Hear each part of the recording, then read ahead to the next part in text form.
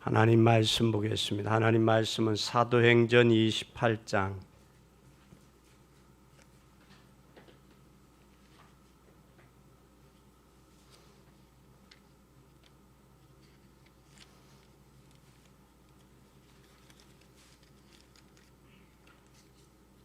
찾으신 줄 알고 교독하겠습니다. 28장 26절부터 30절까지입니다. 일러스되 이 백성에게 가서 말하기를 너희가 듣기는 들어도 도무지 깨닫지 못하며 보기는 보아도 도무지 알지 못하는도다. 이 백성들의 마음이 완악하여져서 그 귀로는 둔하게 듣고 그 눈은 감았으니 이는 눈으로 보고 귀로 듣고 마음으로 깨달아 돌아와 나의 고침을 받을까 함이라 하였으니 그런즉 하나님이 이 구원을 이방인에게 보내신 줄로 알라. 저희는 또한 들으리라 하였더라. 다음이 온 이들을 자기 집에서 유하며 자기에게 오는 사람을 다 영접하고 담대히 하나님 나라를 전파하며 주 예수 그리스도에 관한 것을 가르치되 그 많은 사람이 없었더라. 아멘. 오늘 바울이 가서 만약에 여러분 우리가 선교가 없었다면 어떻게 되겠는가? 전 지구에 선교가 없었다면 전 지구에 흑암에 빠졌을 것입니다. 또한 뿐만 아니라 선교를 모르기 때문에 선교를 막았을 것입니다. 다른 사람이 하지 말라고 해서 가는 것이 선교가 아니에요. 막힌 어둠의 문을 다 여는 것이 선교입니다. 북한은 선교의 문이 완전히 열릴 때 북한은 살아날 수 있습니다. 만약에 전도가 없다면 우리 현장은 전부 흑암에 빠졌을 것입니다. 이 전도와 선교 가운데 여러분이 제일 중요한 것 하나를 깨닫는 여러분이 되기를 바랍니다. 전도도 중요하고 선교도 중요하지만 전도와 선교 중에서 우리는 다민족 선교 기억해야 됩니다. 그리고 이것을 위해서 우리는 기도해야 됩니다. 이것을 위해서 하나님은 모든 것을 준비하셨다 믿습니다. 근데 이것을 하나님이 모든 것을 준비하셨다는 사실을 깨닫지 못하면 흩어진 자, 숨겨진 자, 남은 자로 우리가 변하게 됩니다. 우리가 방향을 잘못 잡고 열심히 하는 것도 문제지만 더 큰 문제는 바울이 기도응답을 받는 제일 중요한 것은 오늘 사도행전 16장 6절서 10절로 우리가 봐요.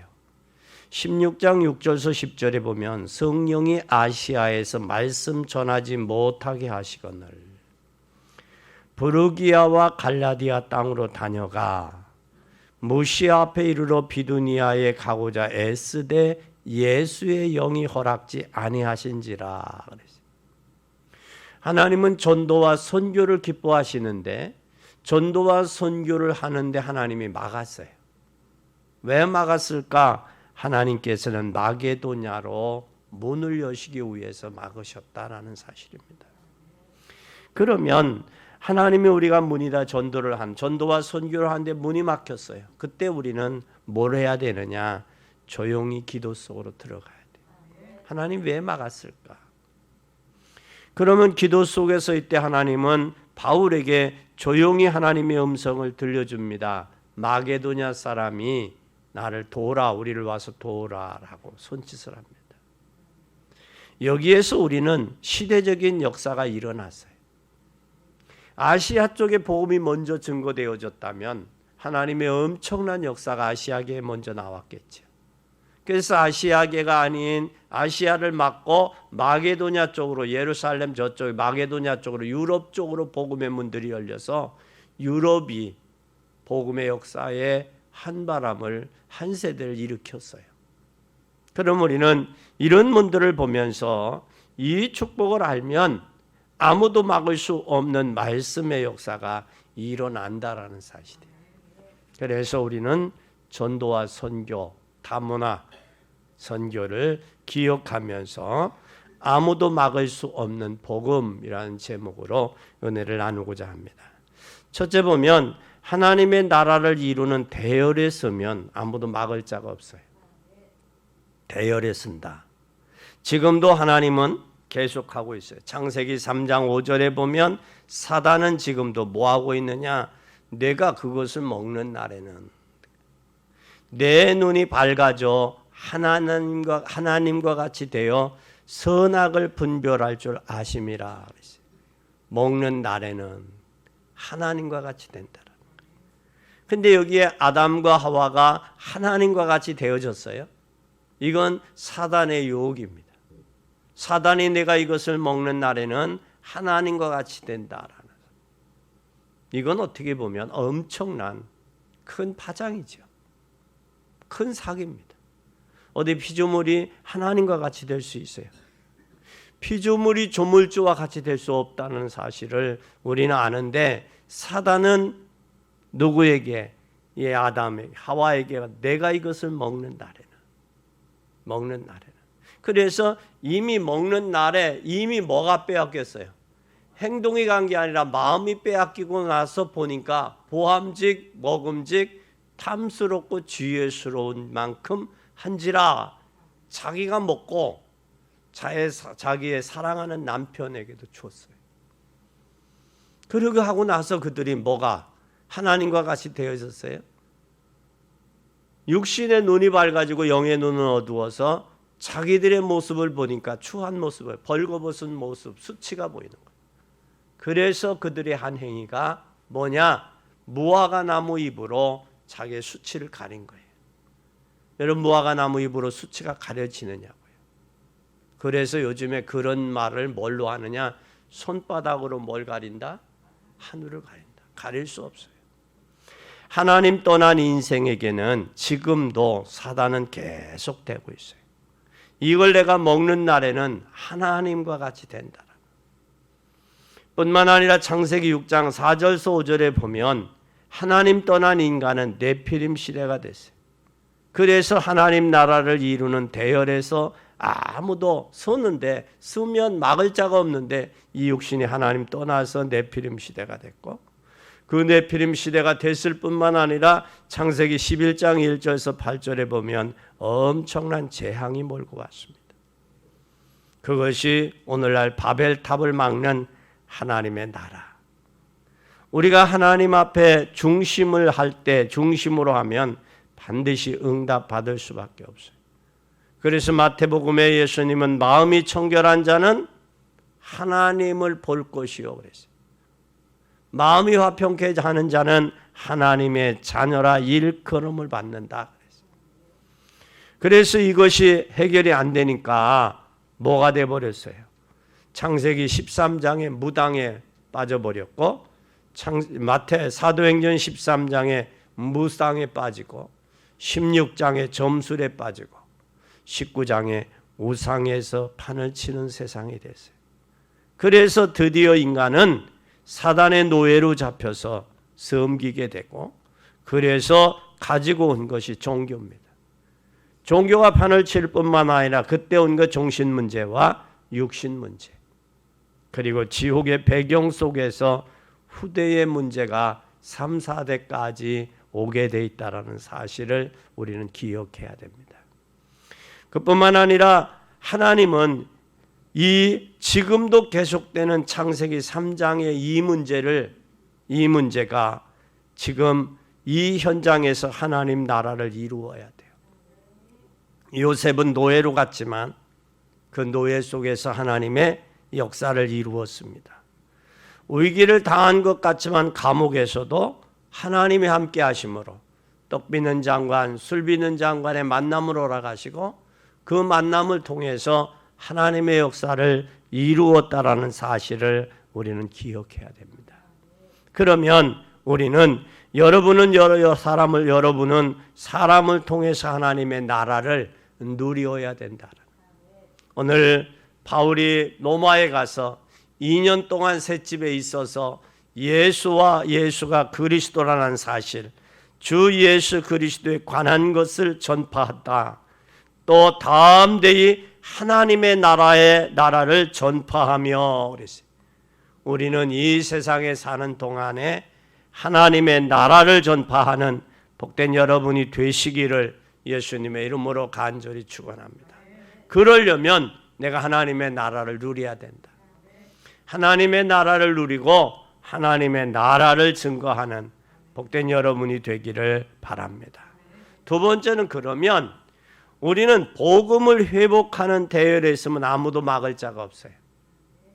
창세기 3장 15절에 보면 내가 너로 여자와 원수가 되게 하고 내 후손도 여자의 후손과 원수가 되게 하리니 여자의 후손은 내 머리를 상하게 할 것이요 너는 그의 발꿈치를 상하게 할 것이다 그랬어요. 그러면서 너는 잣나무로 너를 위하여 방주를 짓되 그 안에 칸대를 막고 역청을 그 안팎에 칠하라 그랬어요. 왜 역청을 칠했을까? 거기에 물이 들어오지 않도록. 교회 안에 왜 역청을 칠해야 되느냐? 세상의 사상과 이념이 교회 안에 들어오면 안 되기 때문에 칠해야 되는 거예요. 그래서 우리는 창세기 3장 15절과 이 여자의 후손 되신 예수 그리스도와 이 방주의 주인 되신 예수 그리스도가 증거될 때 아무도 막을 수 없다라는 사실. 또 뿐만 아니라 이스라엘 백성이 430년 애굽에서 노예 생활, 종살이 했습니다. 그때 그 430년 애굽에서 나올 수 있었던 것은 무엇이었느냐? 6월절에 양의 피였다라는 사실입니다.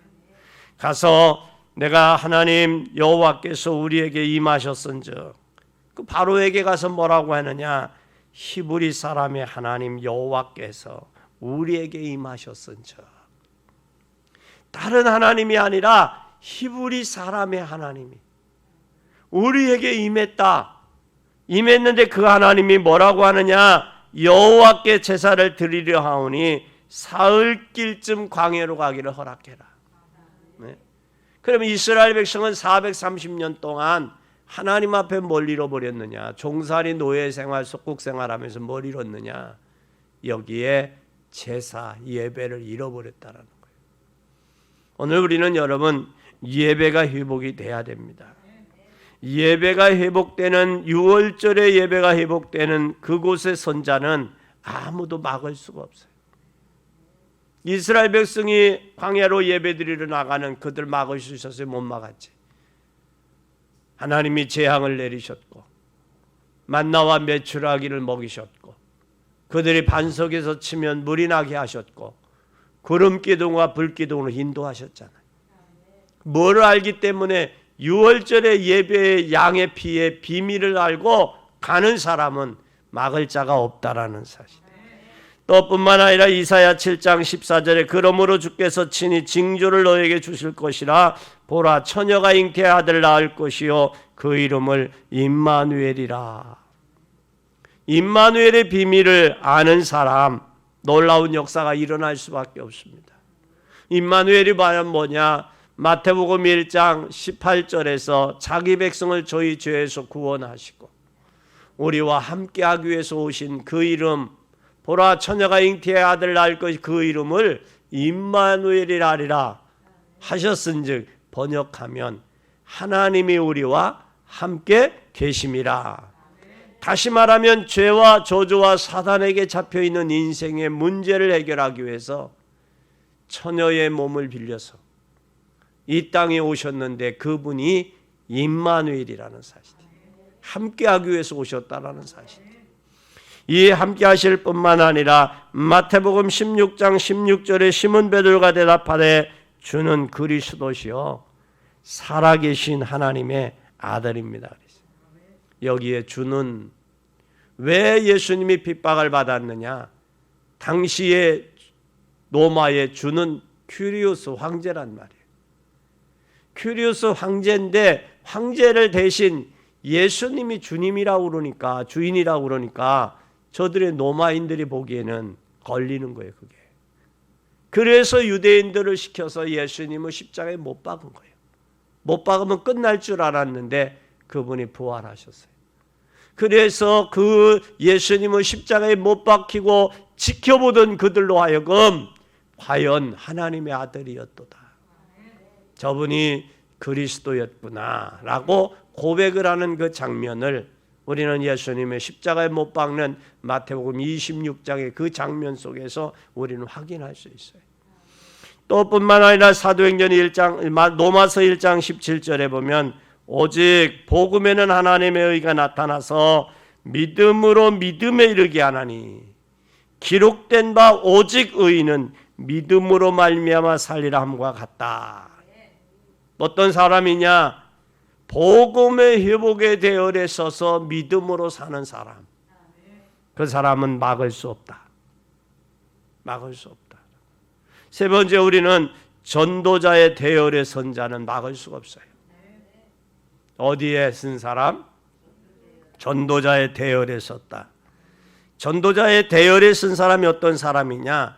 부활 메시지를 잡은 사람. 예수님께서 마태복음 28장에 너희들 16절에서 20절에 보면 모든 족속에게 가라 그랬어요. 가라. 그리고 마가복음 16장 15절에서 20절에는 만민에게 가라 그랬어요. 그리고 사도행전 1장 8절에는 땅끝까지 가라. 그런데 주님이 뭐라고 했냐? 가는데 내가 세상 끝날까지 너희와 함께 있으리라. 함께 있을 테니 만민에게, 함께 있을 테니 모든 족속에게, 함께 있을 테니 땅끝까지, 세상 끝날까지 함께 할 테니 가라 그 말이에요. 그래서 우리는 부활의 메시지를 붙잡고 현장에 가서 죽어가는 영혼들에게 이 복음 전하는 사람, 그 사람과 주님이 함께 하신다. 그리고 주님은 또 이 부활 메시지뿐만 아니라 재림 메시지를 잡은 사람, 재림의 약속을 붙잡은 사람. 재림의 약속은 마지막 때는 고통의 때라고 했습니다. 디모데후서의 분정이 2장에 말세는 고통의 때가 이른다. 자긍하며 교만하며 쾌락을 사랑하며 거룩하지 못하며 절제하며 사나우며 조급하여 팔며 배반하며 그랬어요. 자고하며 경건의 모양은 있으나 경건의 능력을 상실했다. 이런 데서 너희들은 돌아서라. 돌아서라. 그러면서 말세에 마지막 때는 고통의 때가 올 것이다. 세상에는 마지막 때는 유토피아를 이야기하고 있어요. 그러나 성경은 분명히 마지막 때 말세가 되면 고통의 때가 올 것을 이야기했습니다. 자기를 사랑한다. 쾌락을 사랑한다. 절제하지 못하다. 싸납다. 조급하다. 배반하여 판다. 여러분, 사람들이 얼마나 조급합니까? 사람들이 얼마나 또 자고에 자기를 사랑하면 자기에게 걸리면 모든 것이 부모도 형제도 없는 그런 세상이 되어버렸어요. 이런 세상 속에서 살아가는데 마지막 때는 뭐가 오냐? 영적인 혼란 시대가 올 것을 말씀하고 있습니다. 그러니 너희들은 복음을 증거하고 나서 땅끝까지 복음을 증거하고 난 후에야 그때서야 뭐가 온다? 끝이 온다. 그럼 우리는 주님이 유보하고 계시는 것은 계시록에 보면 먼저 순교한 자들이 하나님의 제단 앞에 엎드려서 우리의 핏값을 신원해 주세요라고 주님 옆에 호소를 해요. 그때 주님은 뭐라고 그랬느냐? 야, 순교자들의 피가 찰 때까지 기다려라. 때가 있다. 기다려라. 우리는 그 때가 언제인지 알 수 없습니다. 그래서 우리는 깨어서 기도해야 됩니다. 그것뿐만 아니라 깨어서 우리는 증거해야 될 이유가 여기에 있는 거예요. 복음 전해야 될 이유가 여기 있는 거예요. 오늘날 우리는 이 복음 증거하는 복된 여러분이 되시기를 바랍니다. 부활 메시지 붙잡고 주님이 재림하시는 재림 메시지 붙잡고, 그리고 우리는 감람산의 메시지를 붙잡아야 돼요. 감람산에서 예수님은 40일 동안 뭐에 대해서? 하나님의 나라에 대해서 증거했어요. 하나님의 나라는 반드시 이 땅에 하나님의 나라는 하나님의 자녀들이 가는 곳이 하나님의 나라입니다. 예수 그리스도를 믿음으로 가지 아니한 믿음이 없이는 갈 수 없는 것이 하나님의 나라입니다. 오늘 이 바울도 로마에 가서 여기에 이 태 동안에 자기 셋집에 유하여 자기에게 오는 모든 사람을 다 영접하고 담대히 하나님 나라를 전파하며. 초대교회 성도들의 핵심, 복음의 핵심은 뭐였느냐? 하나님의 나라였다라는 사실이에요. 그리고 예수님도 하나님의 나라에 대해서 제자들에게 말씀하셨는데 40일 동안 말씀하셨어요. 그럼 이 하나님의 나라를 40일 동안 예수님이 말씀하신 하나님의 나라가 어떤 것이냐면 우리는 두 가지로 볼 수 있어요. 나는 하나님의 죽어서 가는 하나님의 나라 천국도 있지만 또 이 땅에서 하나님의 성령의 통치받고 살아가는 사람, 하나님의 통치받는 사람이 하나님의 자녀예요. 하나님의 자녀가 이 땅에서 임마누엘의 축복, 함께 하시는 이 축복을 누리며 증거하다가 우리가 가는 곳이 천국이라는 거예요.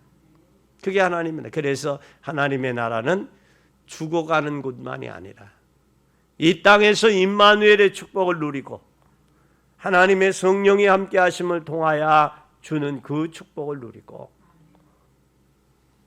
나그네 인생을 마치고 가는 곳이 천국이다.